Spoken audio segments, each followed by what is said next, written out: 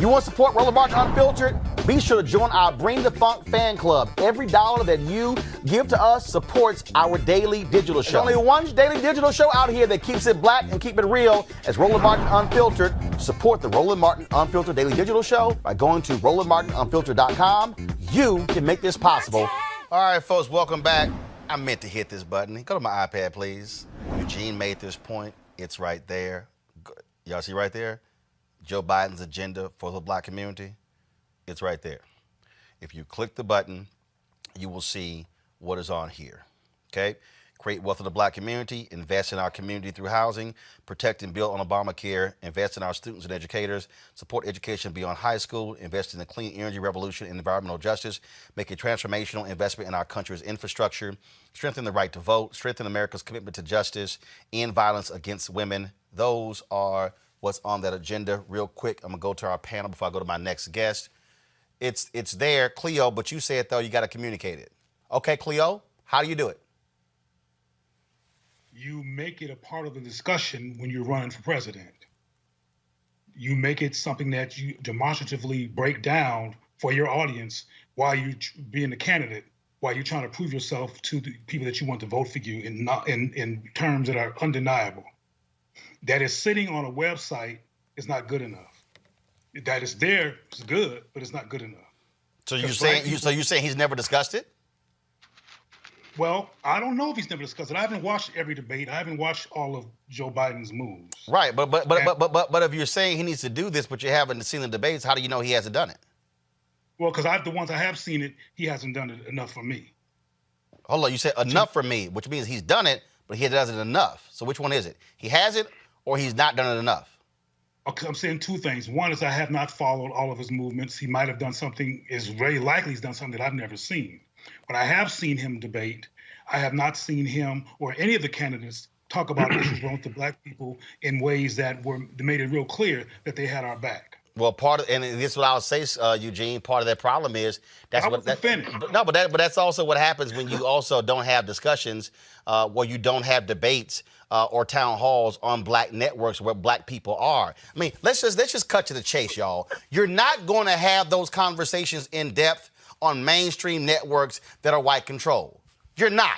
So, I mean, we can, it's like we want these things to happen on MSNBC, CNN, ABC, NBC, CBS, ABC. That ain't happening. So part of the issue here is, which I've been saying, I'm gonna need black networks to also wake the hell up to share that kind of information for our people. I just want one black network to have a damn town hall with Joe Biden or even Trump. Give me one. In Roland, that has not occurred. It does. And recognize, and the black people have a reaction to that. But I want to say real quick, they'll probably, if I may.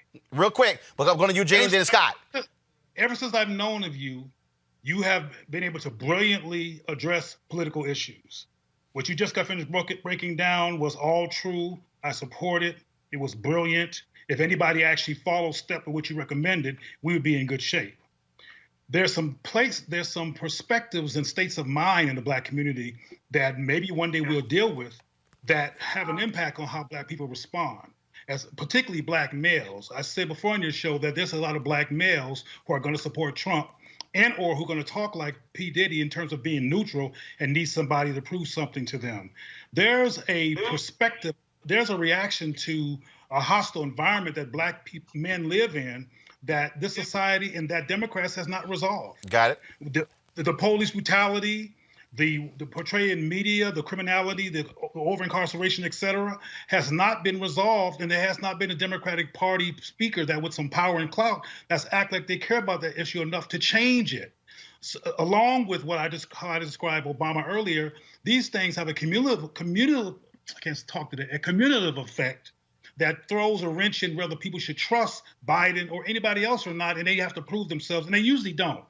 And because they don't, that's why black people don't go to the polls. They went to the polls for Obama because he was black. All right, Eugene, then Scott, and then I'm going to my next guest. Go, Eugene. The thing is this, a black network eventually has to step up, and with proper planning, it actually could be a cost-neutral situation. It would have been a cost-neutral situation because you're going to have sponsors that are going to sit up and want that airtime. And it didn't happen this cycle. It absolutely 2022, 2024. It absolutely has to happen. Scott? One of the Democratic presidential debates was at a historical black college. On ABC. It was on ABC. It was a damn disgrace that the whatever you define as the African American agenda or issues important to African American was not discussed. Well, in fact, you actually had a much deeper discussion about black people at the debate that was on ABC that was in New Hampshire versus the one that was at Texas Southern University. I was there. You're absolutely right. Go ahead. That's right. And the last debate where there was more than two candidates, there was a substantive debate. Almost each candidate who didn't look like anybody on this network trying to put forth their African-American bona fides on a litany of issues, which was really surprising. I think all of the Democratic presidential candidates had an agenda in writing, but also in their discussions. But remember, the first three, you didn't get to South Carolina where you had black people in the majority voting. So I think what Biden's attraction, or why Biden is attractive to African Americans, is not just Barack Obama, but he's been there and he's comfortable talking about these issues. He doesn't talk to black people or at them. He talks to them because of his years of public service, and that's why they trust him. That's why he won South Carolina, and that's why he's going to be the Democratic nominee. We cannot ignore that, nor can we hold him or anyone else to some racial litmus test on perfection, because he's imperfect as well. So I think he was convincing. I think all the Democratic candidates were convincing. But Roland, you said something about the definition of power. Your soliloquy or your presentation earlier was a definition of power, not just political power, but any power, and that is accountability. And so I think our work with Biden and the Democratic Party generally has to be about that organization build-out. And so I think we're going to be in good shape and better shape, but black people got to vote in massive numbers, not just register. But bottom line is you can't vote unless you can't get to them to vote unless you register them. You can't register them unless you educate and get them to talk about what they care about and what matters to them. And so it all goes hand in hand. Every single night, we've got some of the top black experts. You're not going to see them on cable news or broadcast news because you swear black people aren't experts when it comes to this health crisis. That's why we have this show and why we do what we do every day on Roland Martin Unfiltered. Joining us right now is retired General Russell Honore, the nation's first black Surgeon General, Dr. Joycelyn Elders. John Hope Bryant, he's the founder of Operation Hope. Senator Kamala Harris of California, Dr. Cedrina Calder, retired General Lloyd Austin, Congresswoman Karen Bass, Commissioner Omari Hardick, Bureau President in Brooklyn, Eric Adams, Dr. Joseph Graves, America's Wealth Coach, Deborah Owens, Dr. Corey Hebert, Patel Salt, Howard University student, Pastor Jamal Bryant, Dr. Christy McDowell, Benja Ajilore, senior economist at the Center for American Progress, Gilda Daniels, again, author of the book, The Crisis of Voter Suppression in America. 4 stars, General Kip Ward. Dr. Oliver Brooks is president of the National Medical Association, president of the American Medical Association, Dr. Patrice Harris. Joby Benjamin, Dr. Alexia Gaffney, infectious disease specialist, Dr. Georges Benjamin, executive director of the American Public Health Association, Malcolm Nance, family medicine physician, Dr. Jen Cardle, Dr. Tashaka Cunningham, a molecular biologist, Kat Stafford. She's a national race and ethnicity reporter for the Associated Press. Dr. Wayne A.I. Frederick, who is the president of Howard University, Congresswoman Yvette Clarke from the state of New York, William Springs, AFL-CIO economist, Andrea James, executive director of the National Council for Incarcerated and Formerly Incarcerated Women and Girls. All right, let's go to Capitol Hill. Congressman Gregory Meeks, Congresswoman Eddie Bernice Johnson of Texas, Congresswoman Barbara Lee, Minnesota Senator Amy Klobuchar, mental health clinician Jamie Singletary, Prince George's County State's Attorney Aisha Brayboy, as well as Dylan Hayrie, ACLU Justice Division strategist. Dr. Cindy Duke, she's a virologist. Principal Steve Perry of Capitol Prep. Health and wellness specialist Dr. Yolandra Hancock. Desmond Meade, president of the Florida Rights Restoration Coalition. Cliff Albright, who is the co-founder of Black Voters Matter. Michael Harriot with The Root. Mina McWhorter, founder of Love by the Hand. Dr. Julianne Malveaux, economist, president, Emerita Bennett College. Coroner Michael Fowler is the mayor of Atlanta. Keisha Lance Bottoms, mental health therapist Suzette Clark. Justin Gibney, attorney and political strategist, and Bishop Vincent Matthews Jr. Dr. Suzette McKinney, CEO and executive director of the Illinois Medical District. Dr. Leon McDougall, president-elect of the National Medical Association. Jana Bailey, mayor of Moss Point, Mississippi. Mario King. We're going to keep driving this thing to make sure our people are fully aware, safe, protected from coronavirus. You getting the top medical experts, the top business experts, top political experts, top religious experts, because that's why we do what we do. Unapologetically and unfiltered. Ain't nobody else in the black media space doing what we do.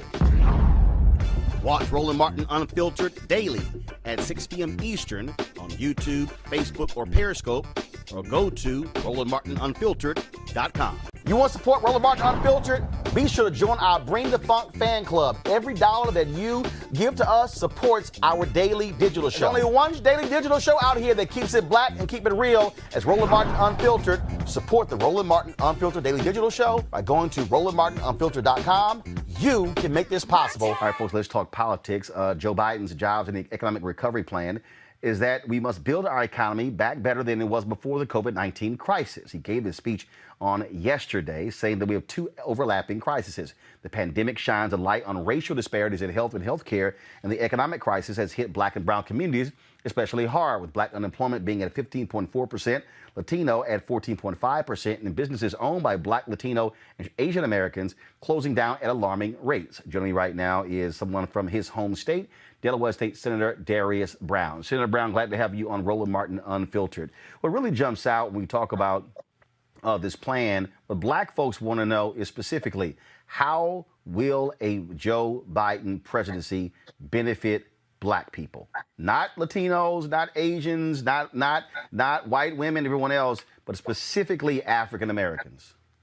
Well, thank you, Roland, for having me. And, this election and campaign is personal to me because Joe is family. The Bidens are family to me and for all of those that are in the state of Delaware, particularly African Americans, that in the state of Delaware, African Americans make up nearly 40% of the state population, including all other minorities. And then so we look at the Build Back Better plan as a way to ensure that our country, particularly African American communities, have the investment that they need, because we know and recognize that by the year 2050, our nation will become a majority minority country. And also by that same year, 2050, it is projected that the average net wealth of African American households will be $0. And so when we look at this campaign and the choice between the two candidates that are running for president, Joe Biden is the only one that has articulated a plan to invest in African American communities. He's not someone that's new to the relationship with African Americans. I, as a state senator in the state of Delaware, the third and youngest African American to serve in the Delaware State Senate, served on his U.S. Senate staff and have worked with him and have a relationship with him over the years. His late son, Bo, and daughter, Ashley, were with me when I was sworn in to city council when I first got elected to public office, and they've been with me ever since. And so what he is doing as running for president and his investments is ensuring that we have the investments in our neighborhoods, home ownership, creating wealth. We recognize that home ownership is the very fundamental and foundational way to create wealth in the black community. It's investing in small business and small and mid-sized firms. Roland, you know personally, there's lots of African Americans in the state of Delaware. Many of them are your friends. And so we want to ensure that African Americans around the country understand Joe Biden's relationship to African Americans in the state and African Americans around the country and his commitment to invest in our community. Well, the reality is this here. When Vice President Joe Biden was there with President Barack Obama, black and other firms outperformed white firms when it came to the management of TARP funds, but they did not get an increase in that. And so the thing here is the power of the president is real.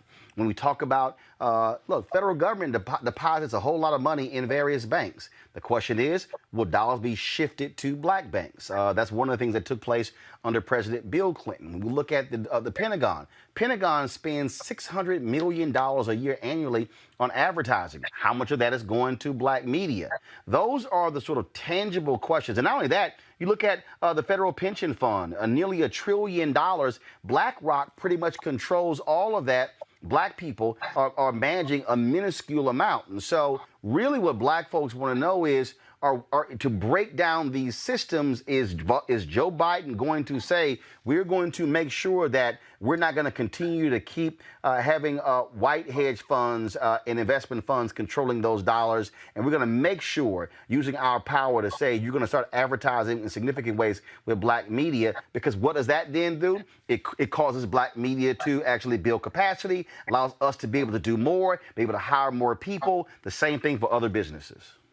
Yeah, Roland, the African American community knows very well that between Joe Biden and Donald Trump, Joe Biden is the only person committed to investing in our community and has a record in leading reinvestment after the economic downturn. And so also with that, we already know Joe Biden's commitment through his Build Back Better plan is that what he's going to do for America and for African Americans is ensure that we generate wealth through home ownership, through small business loans.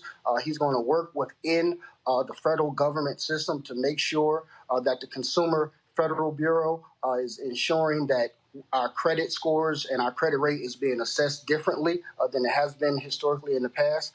He's also committed to ensuring that he's going to look at student loans and addressing student loan debt and moving that student loan debt from us, which for many of us as African Americans, we recognize and understand is a barrier for upward mobility and financial freedom. So those are commitments that Joe Biden has made that Donald Trump has not articulated. He continues to be divisive. He continues, as Mayor Lance Bottom talked about, continues to push and press upon the pain of our country instead of the promise of our country. And Joe Biden has been committed in saying that he wants to restore the soul of our nation. And that also helps us as African Americans.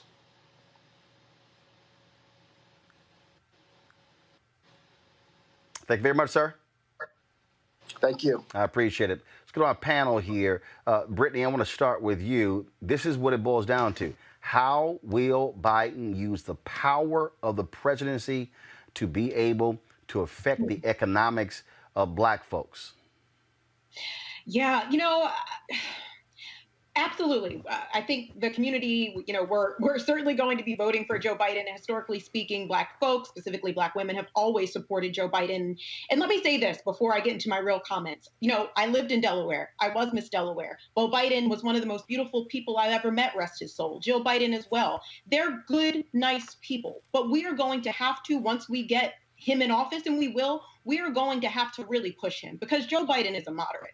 He is a moderate Democrat. So we are really going to have to push him in terms of his police reform ideology, in terms of, I heard a lot of banter about, we have to get wealth back into the black community. So, yeah, it does come through housing. It does come through private property. It does come through the economy. And we know he's more legitimate than Trump in terms of reversing the virus, in terms of, building back the economy.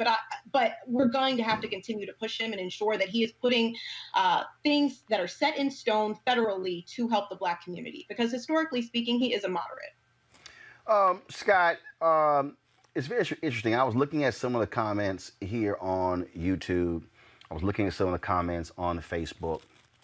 And when I did the State of Black America event in Indianapolis with Stewart Speakers Bureau, I said this to the audience. I said, if you ask black people what are the top 5 issues, money is not going to be in the top 5.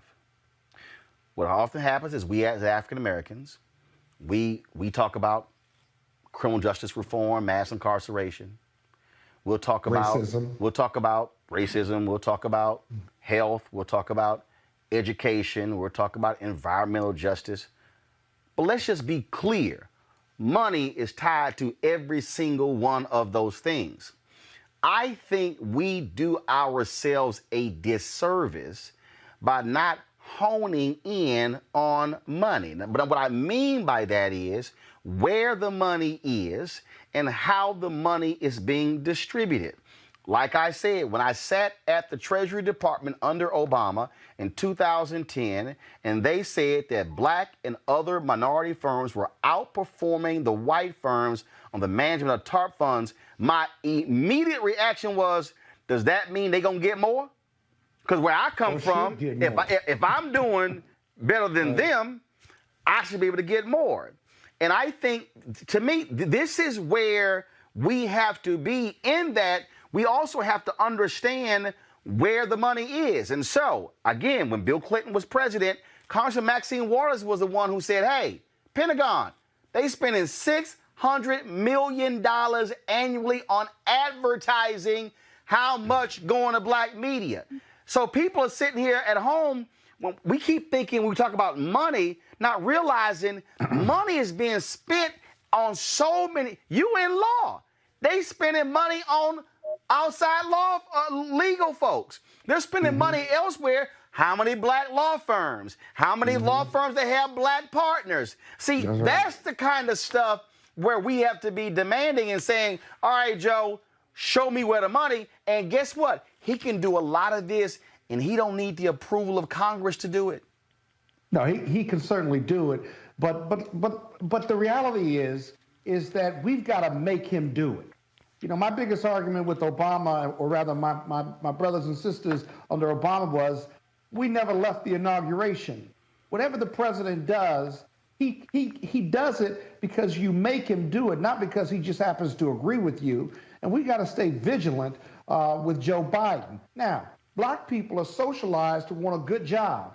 In D.C., a good government job. The monies that you're talking about are about entrepreneurship training, employing people, and gaining wealth, and being part of the working rich as an entrepreneur or business owner, right? And so there are only a fraction of us who implement that as an action, as opposed to, I'd love to have my own business. But doing business with the government, doing business with the private sector, demanding our fair share, and making Biden put programs in place that make access to capital, access to leadership, infrastructure as an entrepreneur for small black businesses that can get to be big black businesses, or big businesses generally, is where the president can help, by executive order, by putting money into these agencies and focusing and targeting on poor people, poor areas, black people, brown people, black and brown areas, and giving them access to capital and entrepreneurship training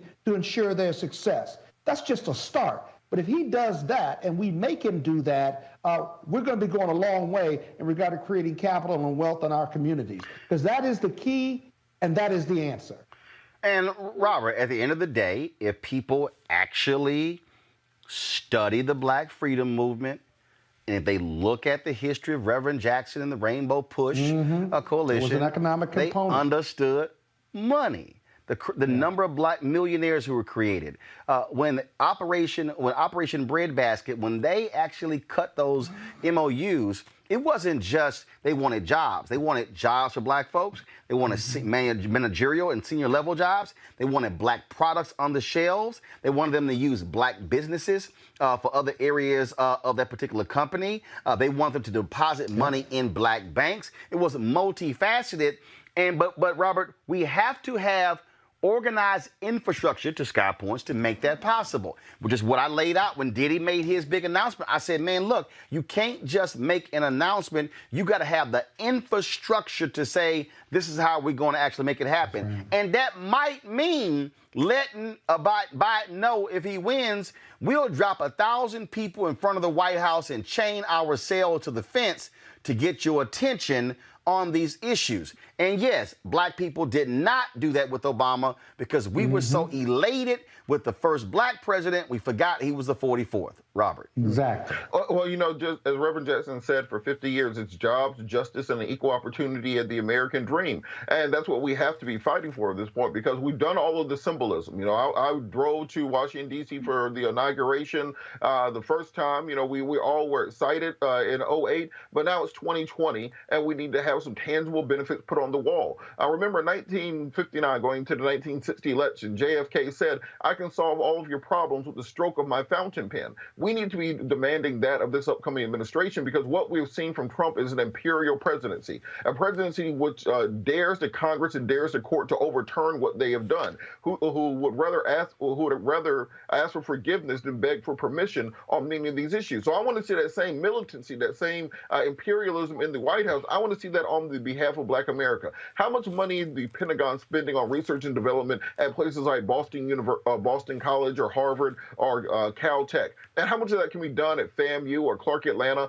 or Alabama A&M? What we have to realize is the money is there, and it does not have, we can't just sit here and say, well, Mitch McConnell won't let me do it. Well, John Boehner and Eric Cantor, there's always going to be an excuse not to do it. Do all the things that you can with a stroke of a pen, and once that money is appropriated, we have to demand that it goes to our communities, because if we get okey-doked again, as the prophet George W. Bush said, fool me once, shame on me. Fool me twice, you ain't gonna fool me again. Well, but remember, but remember, Democrats only have to take four seats to control the Senate.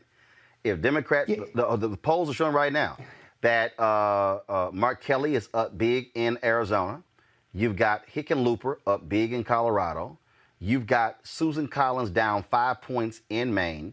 That means if Democrats pick up Tillis' seat in North Carolina, very doable, pick up one or two of those seats in Georgia, or pick up the seat in Montana, this is assuming Doug Jones loses, he is running in Alabama, they now control the Senate. But here's the piece. That's great. But here's what's going to happen. If they get a slim majority in the Senate, what's going to happen is that gives more power to conservative senators like Joe Manchin to hold stuff up like we saw even when Obama was president. Everybody forgets the first 2 years Obama was president. Yes, Democrats controlled the Senate, but you had folks like Joe Lieberman who held things up. And so you didn't necessarily have, actual control because they play games with that. But again, this is where Black people have to be willing to make those demands. I'm just going to give y'all a real quick story. We were just telling y'all about Lisa Jackson, who's the highest ranking African-American at Apple. Let me tell y'all what this actually happened. When they had the BP oil spill down in Louisiana, Obama, when they went down there, they had a meeting, and so that was a woman who was a former head of the EPA. Why's her name escaping me? I think it's Wheeler. It's escaping me right now. She was a former head of the EPA, and she was Obama's environmental czar. So they said, I think Carol Wheeler, I think is what it is. So they were like, she's the only person who's going to be speaking. And I'm going, hold up. The head of the Environmental Protection Agency is a Black woman, Lisa Jackson, who's from New Orleans. And so they said to all the media, well, they only sending out Wheeler to all of the shows. And I went, so just so y'all know, this is exactly what I told the Obama White House. Look at here.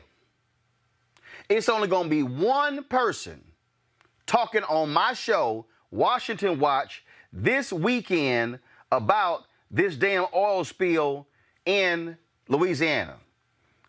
And that's going to be Lisa Jackson. So y'all figure out whatever y'all want to figure out. But all I know is I ain't accepting nobody except Lisa Jackson. Now, come Friday when we tape that show, Lisa Jackson walked into that studio, did the interview. Point I'm making is I was unwilling to accept whoever the Obama administration sent to me, and I'm just going to give y'all one more, okay? We covered the My Brother's Keeper deal. I got one interview with Obama in all his 8 years. I got one interview, it was 2010.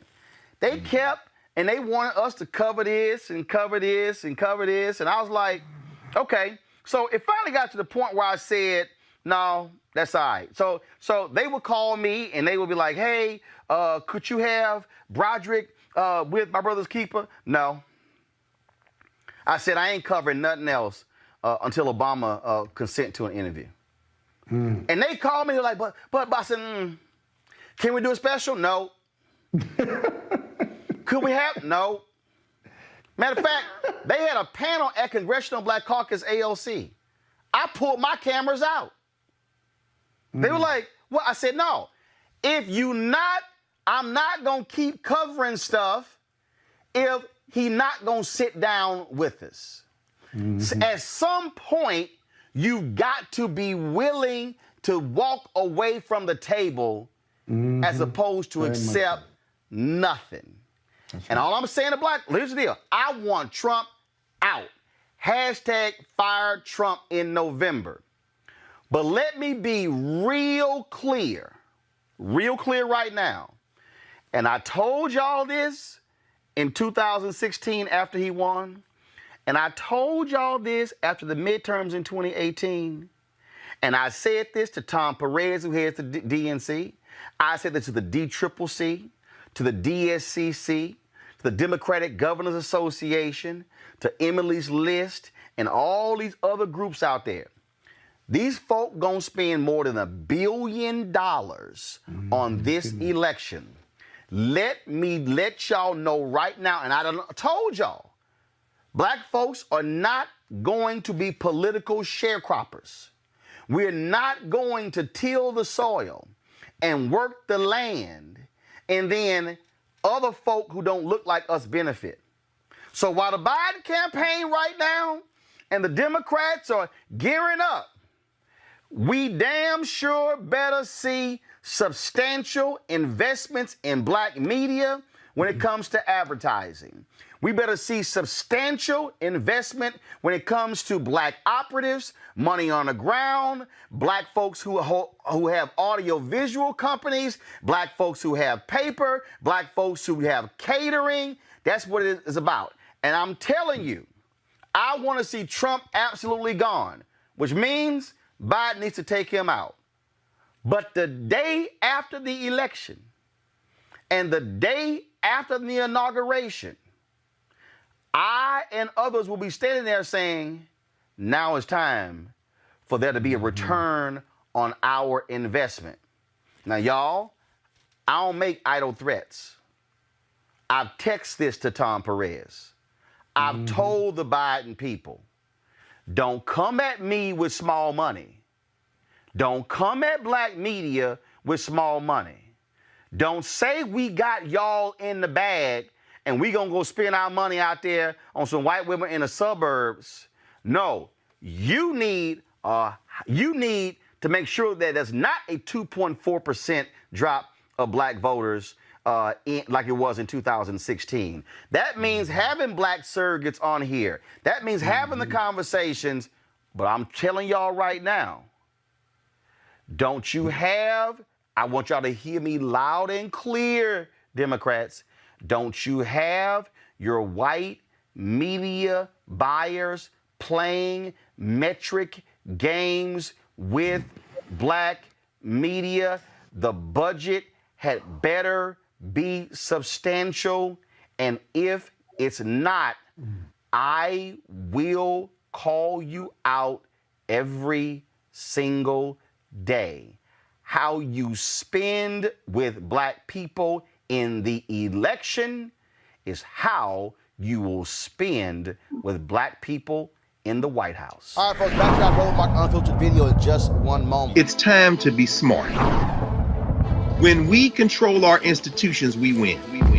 This is the most important news show on television of any racial background. Y'all put $2, $3, $4, $5, $10, $15, $20, $30 on this and keep this going. What you've done, Roland, since this crisis came out in full bloom. Anybody watching this, tell your friends. Go back and look at the last 2 weeks, especially of Roland Martin Unfiltered. I mean, hell, go back and look at the last 2 days. You've had sitting United States senators today, Klobuchar and Harris. Whatever you have that you can bring to Roland Martin Unfiltered to support it, please do, because this information may literally save your life. Watch Roland Martin Unfiltered daily at 6 p.m. Eastern on YouTube, Facebook, or Periscope, or go to RolandMartinUnfiltered.com. Support the Roland Martin Unfiltered Daily Digital Show by going to RolandMartinUnfiltered.com. Our goal is to get 20,000 of our fans contributing $50 each for the whole year. You can make this possible. RolandMartinUnfiltered.com. In America, everyone counts, and the 2020 census is how that great promise is kept. Respond today online, by phone, or by mail, and help inform hundreds of billions in funding for education, health programs, and more. Shape your future. Start at 2020census.gov. In America, everyone counts, and the 2020 census is how that great promise is kept. Respond today online, by phone, or by mail, and help inform hundreds of billions in funding for education, health programs, and more. Shape your future. Start at 2020census.gov. All right, folks, according to a recent election prediction model developed by the George Washington University Graduate School of Political Management, former Vice President Joe Biden will win November's presidential election. Once that is accomplished, what's in it for black folks? Vice President Biden recently announced Lift Every Voice, the Biden plan for Black America. Also on yesterday, he released a series of ads targeting African Americans. If y'all could get those ads ready, I would appreciate it. Joining me right now is South Carolina State Senator Marlon Kimpson. Senator Kimpson, glad to have you on the show. Good to be with you, Roland. South Carolina obviously is going to be a huge state. Yesterday we had Jamie Harrison on the show. He is running, of course, against Senator Lindsey Graham, trying to unseat him. Democrats need to pick up 4 seats in the Senate to take control of the United States Senate. But when it comes to African Americans, the plan that Biden has, does it actually address the concerns of African Americans, folks who are saying they want to see real strong results, real initiatives when it comes to our needs? I think it does. With all plans, you can always improve upon the plan. But I have reviewed the Lift Every Voice and Sing plan and the racial equity component of the Build Back America plan that was crafted with the input of many who've been at the table advocating for economic parity and true criminal justice reform. Those such as Jim Clyburn, Maxine Waters, and others have been doing this for a long time now, and so they had substantial input. For me, the challenge being in a red state is about money. Politics without economics is a symbol without substance. And when I review this plan, it has real money in here for Black America. $100 billion affordable housing fund, a $50 billion investment in incubator businesses for people that look like us, $70 billion. I think you can appreciate this, Roland. Going towards historically black colleges. I'm a graduate of Morehouse College, pledged Omega Psi Phi. And so we are... that down right there. You may want to calm that down, but go ahead. We are, we need research institutions. And so we look at the money follows. Now let's talk about criminal justice reform, because that's been the subject of a lot of the discussion here tonight. Your guests have all been right. This is about appointing people of color to the federal bench who have an appreciation for the Voting Rights Act and the other civil rights initiatives that many of our ancestors and people before me in the state Senate fought for. And the fact is that the plutocrat Don Trump has not named any significant people of color to judiciary positions. He's been able to confirm more than 200 judges who will interpret, if we get a voting rights bill passed, they will interpret that bill. And that means trouble for all of the cries that you hear for greater reform in terms of criminal justice reform, police misconduct, voting rights. And so Joe Biden and Kamala Harris have a comprehensive plan for criminal justice reform.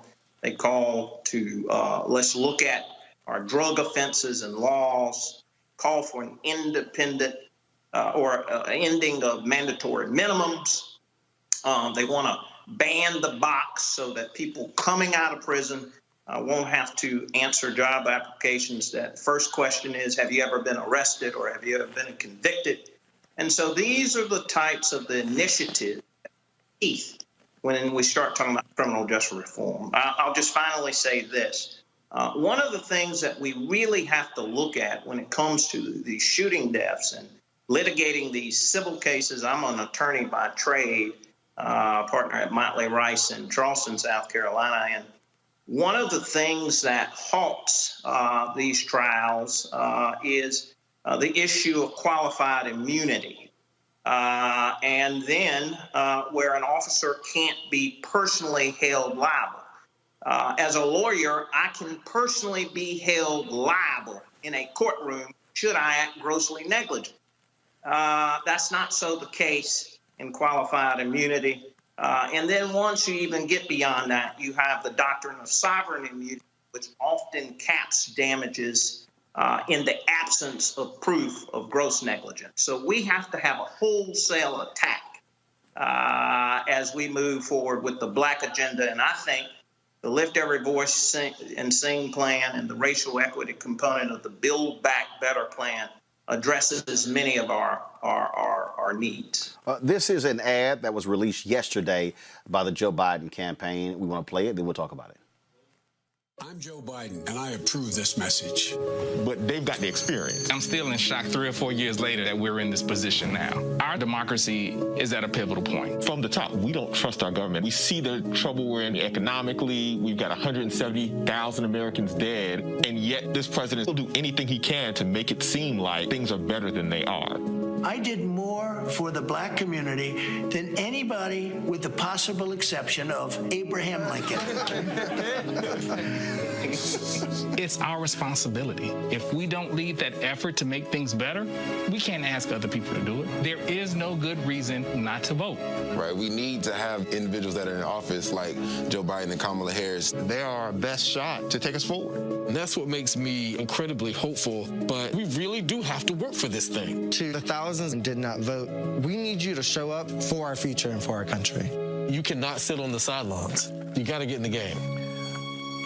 Was pretty funny in that ad, State Senator, as those brothers in that barbershop laughed to hear Donald Trump say how he's done more for Black people since Abraham Lincoln, which is just beyond stupid.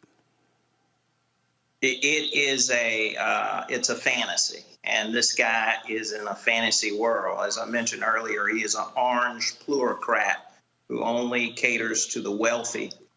He has done nothing for Black people.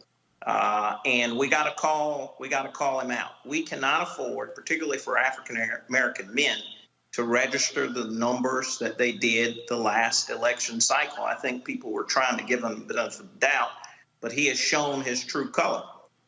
This man is the reason why this nation is in crisis. This man is the reason why that there are over 200,000 deaths due to COVID. You compare that number with Ebola, a handful of deaths, or H1N1, a couple of thousand deaths, I think under 5,000. This man has stoked the fuel of white supremacists. I mean, who would have ever thunk it? Who would have ever thunk it that we have people in Charlottesville, Virginia, walking down with tiki torches talking about white power? I mean, this is ridiculous. And he says that there are good people on both sides. And so, if anything, the Black community, including our brothers and sisters, we ought to be voting in large numbers. The Exhibit A, B, and C is the record of the dismal failure of Donald Trump governing this country. Now, let me just say this also. The brother talked about voting. In that Shot Talk special, what I've discussed with many, including Congressman Clyburn, who is calling for a month of voting, like a tailgate party. We're going to have a tailgate party for a whole month. In South Carolina, it starts, early voting or absentee voting starts October 5th. I would encourage people not so much to rely on the mail, right? But take your ballot to the polling place, particularly in those states that have early or absentee voting, to make sure that ballot is counted. All right, then, sir. Well, we certainly appreciate it. Thank you so very much for joining us, State Senator Marlin Clemson. We'll keep pushing the need for people to get registered and be sure to vote in this election. Thank you, Roland. Thank you so very much. All right, folks, back to our Roland Martin Unfiltered video in just one moment.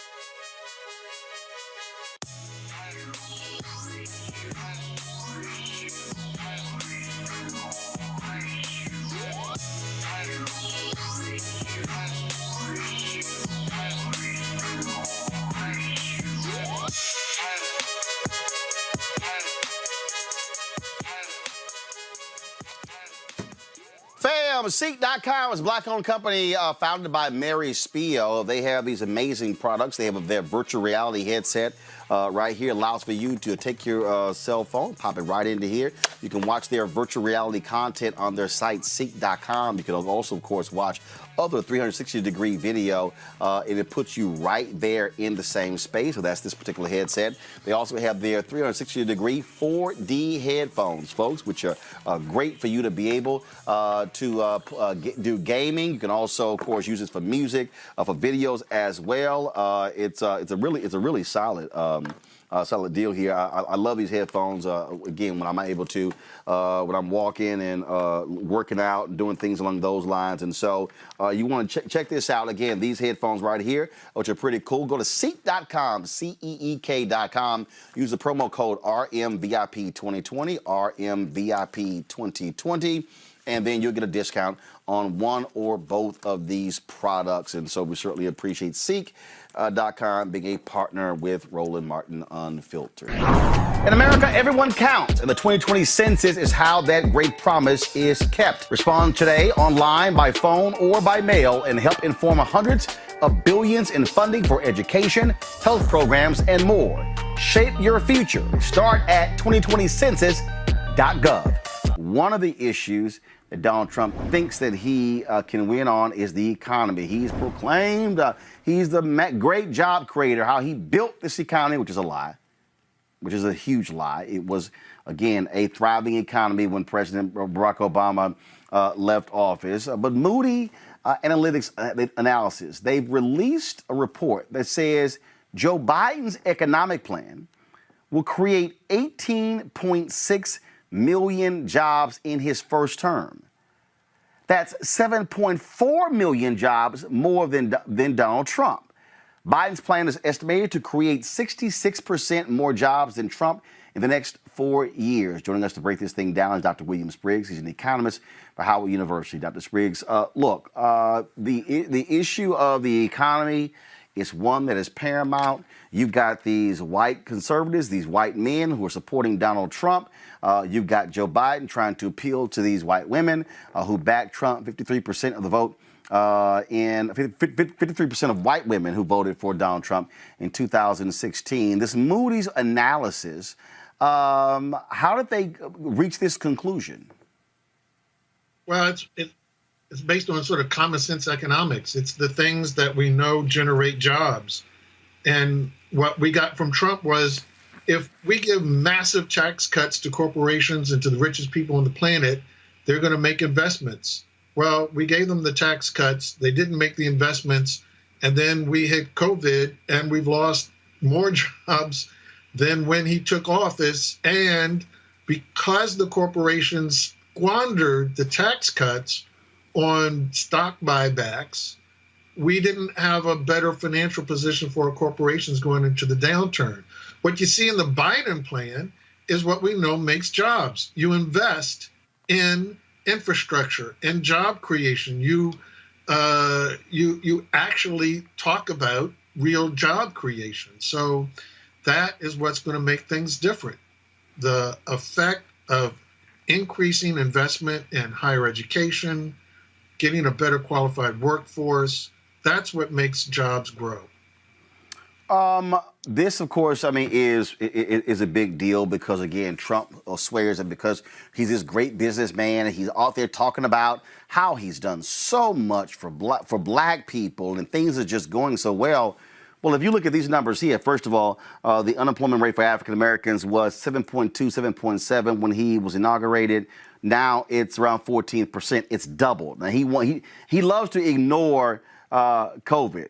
Just like Larry Kudlow yesterday was talking to the folks, and he was getting pressed by a Fox News radio reporter who kept talking about, no, what are the poverty numbers now? What are they now? And Kudlow, well, why are you nitpicking? He's like, that's not nitpicking.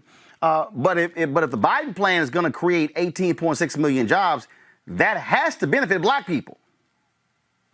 It's designed to benefit black people because a large part of the investment are in the types of jobs that we hold. So the infrastructure includes the care economy. And we need an expansion of that right now. Everybody understands that with kids being stuck home that you can't get labor force participation back up for women. So you have to have a strategy that's aimed at helping women get a path to the job market. That is essential for creating more jobs. The difference between what Trump did, trickle-down economics, does not generate net new jobs because it doesn't expand opportunity. It just lets fat companies feed off of skinny companies. When you expand opportunity, you're making the pie bigger. That's how you really create net new jobs. And that means you have to give opportunities to people who don't have them. That's how you create more jobs. And so this analysis, hopefully folks will actually see that. I want to bring my panel right here as well. Reese, when we talk about the economy, again, Trump has tried to convince people. He's tried to convince, and a lot of people, black folks and others, who buy into this notion that, oh, he's this great businessman. The debt has exploded in America. That's first. They don't want to deal with that. And the reality is we're not seeing the incomes rise, and we're seeing companies pocketing significant amounts of money. They took the money from the tax cut, reinvested in the stocks, which only helped the shareholders, not the workers.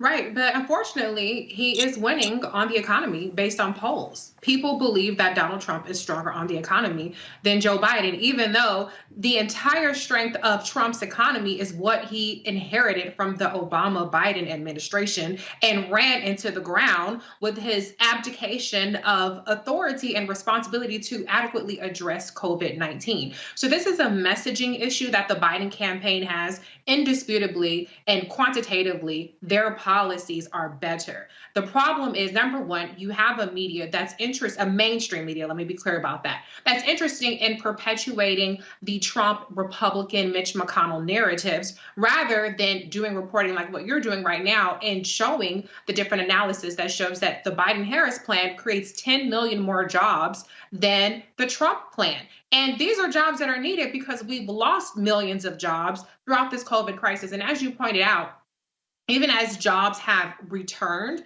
not a net gain, but just a return, Black people have been left behind in the return of these jobs. And so this is a message that could be a winning message if the Biden campaign, I'm not criticizing them, but what I'll say is that the Biden campaign should spend the next 39 days talking the economy, healthcare, and Supreme Court. Those are the issues that they need to hammer home more than anything else. And I had mentioned a couple weeks ago that this issue in particular resonates with Black men voters as well as Black women voters. And so I think that people have to understand that economic issues are issues that all demographics are interested about. And it's a top issue for many people, COVID being second, depending on whether you're talking to Republicans or Democrats, they switch. But the economic plan is a winning plan if they talk about it and continue to talk about it and really, really push this narrative.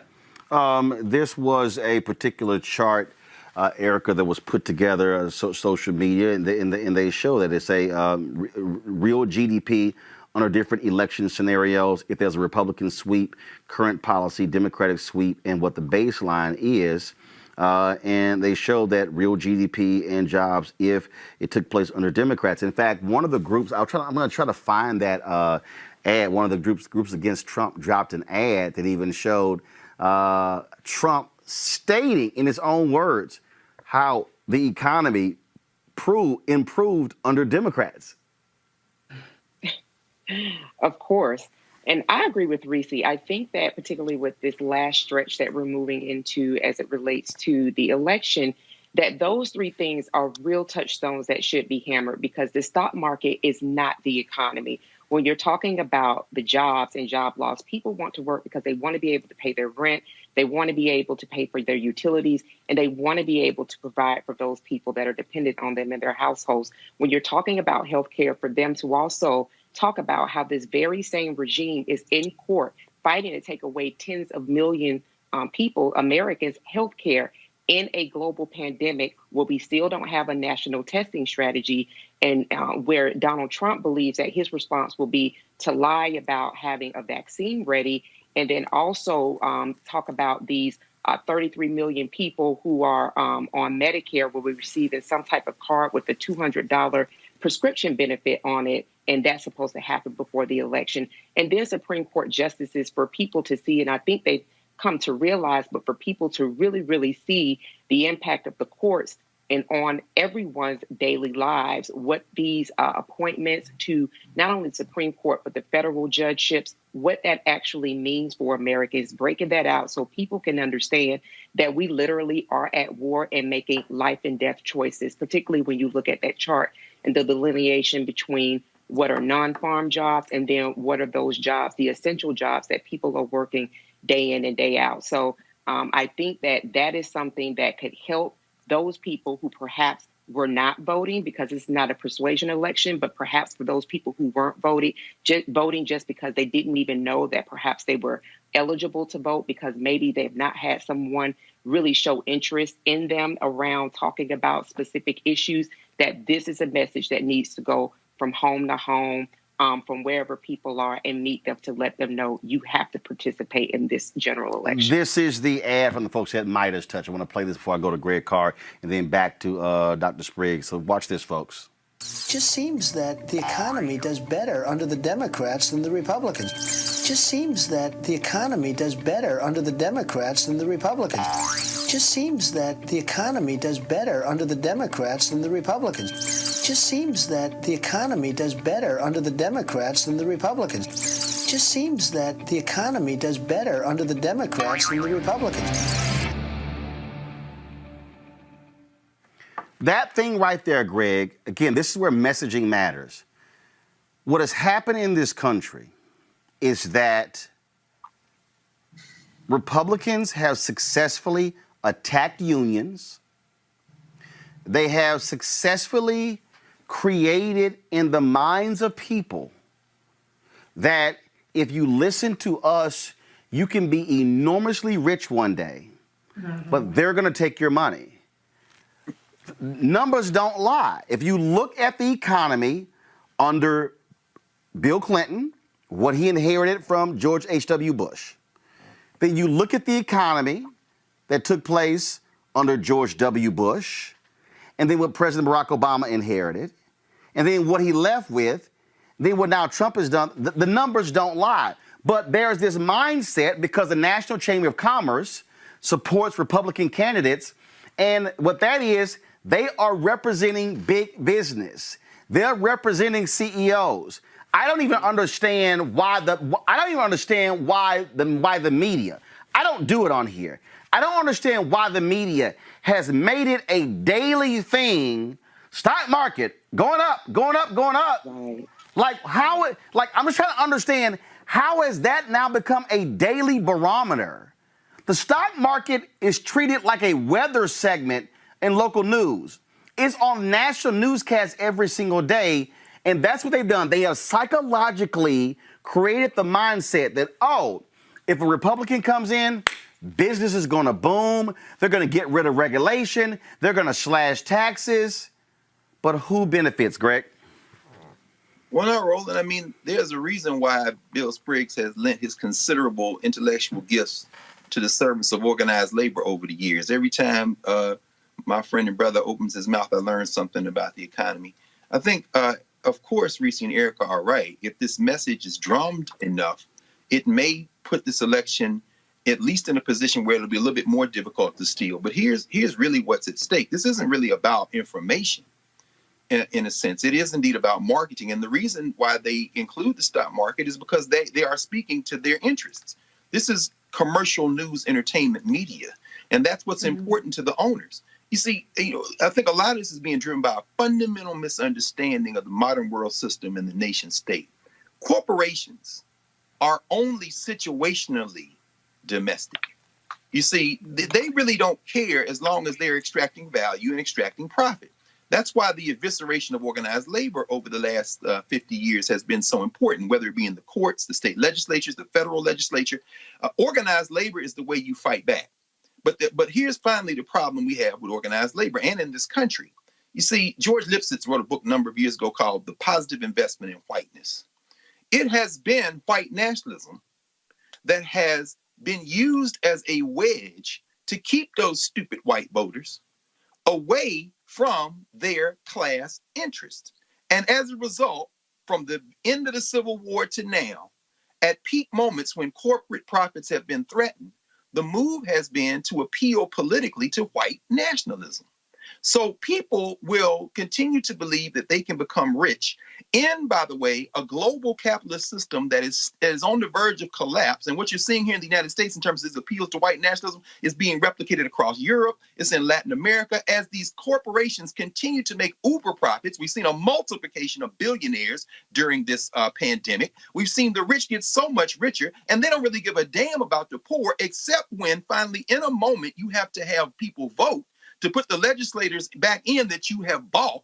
And in order for that to happen, you've got to appeal not to their economic logic, which is deeply undeveloped to begin with. Everybody can't be rich in a capitalist society, but you appeal to the illogical thing. And the illogical thing is race. So you can run all those commercials till the wheels fall off. As long as Donald Trump is holding up that Klan sign and pushing for white nationalist terrorism, those fools are going to go out there and vote against their class interests. And these corporations are going to sit back and laugh as they continue to get Mitch McConnell and them to push through tax breaks and continue to eviscerate labor.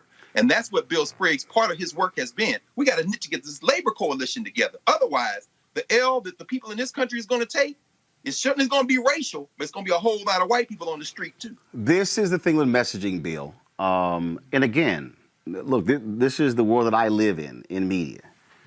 The language often spoken is, if the Democrats come in, we're going to lose jobs. And so here's what happens. Jobs becomes the kryptonite.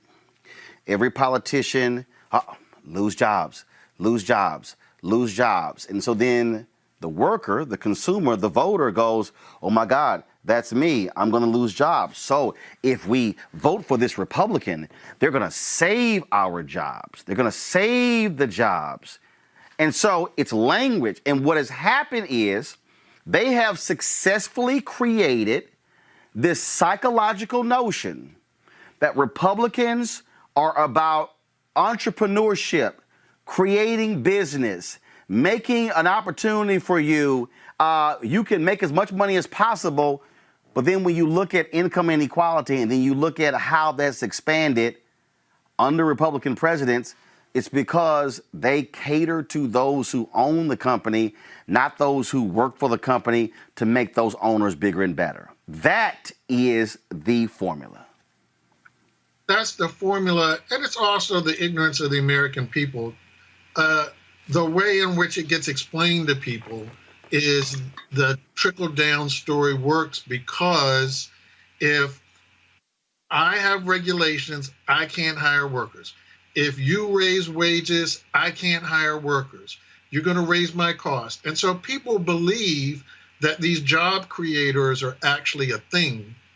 And it's that miseducation that convinces them that even though the data clearly show creating more inequality, cutting back on regulations, cutting back on wages makes the economy collapse. Just like you said, what happened? George H.W. Bush can't handle the savings and loan collapse. The economy sags. Bill Clinton comes in, fastest growing economy in U.S. economic history. George W. Bush takes over the fastest growing, most successful economy ever in American economic history and crashes it. It takes him all of 8 years just to get back the jobs that he lost in a little tiny recession in 2001. And then in the Great Recession, he loses all the jobs and leaves to Barack Obama fewer people on the payroll than when George W. Bush took office 8 years ago. 8 years, negative job creation. Then you have Obama having to heal that and then launch the longest consecutive string of job creation in U.S. labor history. The lowest unemployment rate for Black people that any president ever inherited. And this bozo crashes that. So this idea is clear that it's not the way on the record, but in Americans' minds, They don't understand how jobs are created. Jobs are created when you make the pie bigger. They don't get created by you stealing jobs from me. And that's what happens when you cut regulation, cut wages, you cut the purchasing power of workers. You make the pie smaller. You can't create more jobs by making the pie smaller. That's why every time they collapse the economy, because eventually the pie gets too small and there's nothing to eat. And then you got the crows picking. So if you want to change it, we economists have to do a better job of explaining to people how you really create jobs. And you don't do it by trickle down. No. You know what? Actually, no. Here's the deal, though. I'm not gonna push back on it, but I'm going to explain it better. Here's actually the real deal, Bill. The problem is, and I will say this, the fundamental problem is that in media, they don't have economists on talking about the economy. The reason Donald Trump is in the position that he is in is because networks like CNN and Fox News and other media outlets kept going back to Donald Trump talking about the economy. Look, this actually happened. I was at CNN. I was on the air one day with a Heidi Phillips and somebody else. And I said on the air, the next time Donald Trump is on CNN, we should run a crawl at the bottom that says, this is for entertainment purposes only.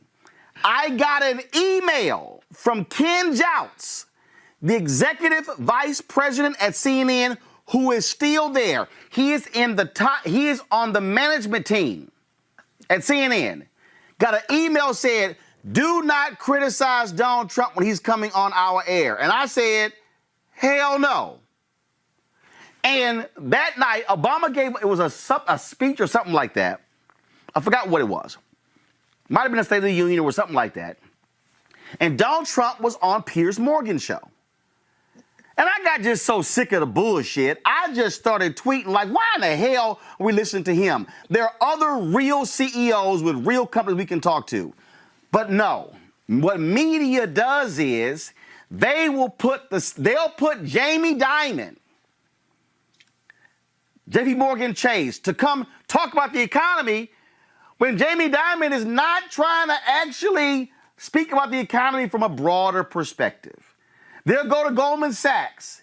They'll go to these CEOs, but they actually won't talk to folks who don't have, to be honest, a vested interest in it shifting one way or the other. That's the problem, Bill. That's the problem. That's what Greg was pointing out. The point of the media is to underwrite the corporations, and it's underwritten by corporations. So yes, this happens all the time. I have so many students who say, I'm really interested in the economy. I watch Suze Orman all the time. And I'm like, so yes, this is the media giving us the entertainment that underwrites their broadcast and underwrites their perspective. But Americans do buy this trickle-down idea, and it is unfortunate because it doesn't work. And as often as we repeated the error, people don't absorb that it doesn't work. They don't hear enough times. They don't have enough economists on enough times. So thank goodness you do have real economists on. I love when you have Julianne on and others. And it's necessary for us to repeat to our own people. It doesn't trickle down. My grandfather was a gardener. And if you water roses from the top, you get leaf rot. You don't get better roses. You get leaf. You water roses from the bottom. All right. By watering. Great words there. Dr. Bill Spears, we certainly appreciate it, man. Thanks so very much. Thanks for having me. All right, folks, back to our Roland Martin Unfiltered video in just 1 round. As our community comes together to support the fight against racial injustice, I want to take a second to talk about one thing we can do to ensure our voices are heard. Not tomorrow, but now. Have your voices heard in terms of what kind of future we want by taking the 2020 census today? at 2020census.gov. Now, folks, let me help you out. The census is a count of everyone living in the country. It happens once every 10 years. It is mandated by the U.S. Constitution. The thing that's important is that the census informs funding, billions of dollars, how they are spent in our communities every single year. I grew up in Clinton Park in Houston, Texas, and we wanted new parks and roads and a senior citizen center. Well, the census helps inform all of that and where funding goes. It also determines how many seats your state will get in the U.S. House of Representatives. Young black men and young children of color are historically undercounted, which means a potential loss of funding for services that helps our community. Folks, we have the power to change that. We have the power to help determine where hundreds of billions in federal funding go each year for the next 10 years. Funding that can impact our community, our neighborhoods, and our families and friends. Folks, responses are 100% confidential and can't be shared with your landlord, law enforcement, or any government agency.